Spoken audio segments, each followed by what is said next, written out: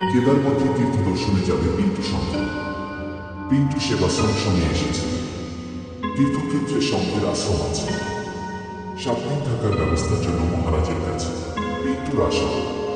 সেবাশ্রম সংঘ থেকে মহারাজের হাতের চিঠি বা টোকেন বা বুকিং স্লিপ নেবার জন্য হাজার হাজার পুণ্যার্থী, দর্শনার্থী, ভ্রমণার্থী, তীর্থযাত্রী বৎসর ভর আসছে। তেমনি একজন এই পিন্টু বুঝাইল।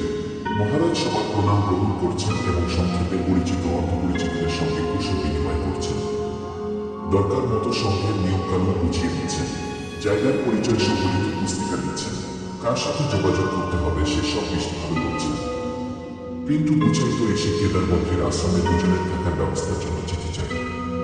পিন্টুর দিকে তাকিয়ে মহারাজ একটু বিস্ময়ান্বিত হলেন।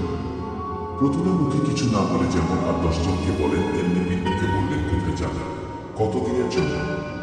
পিন্টু উত্তরে বলে কেদারমন্ত্রী, দিন 7 জন্য। এক কথায় মহারাজ 7 দিনের জন্য আশ্রমে থাকার ব্যবস্থা করে চিঠি লিখে পিন্টুর হাতে দিলেন। প্রত্যেকের নিকট মহারাজ ট্রেনের টিকিট দেখতে চান।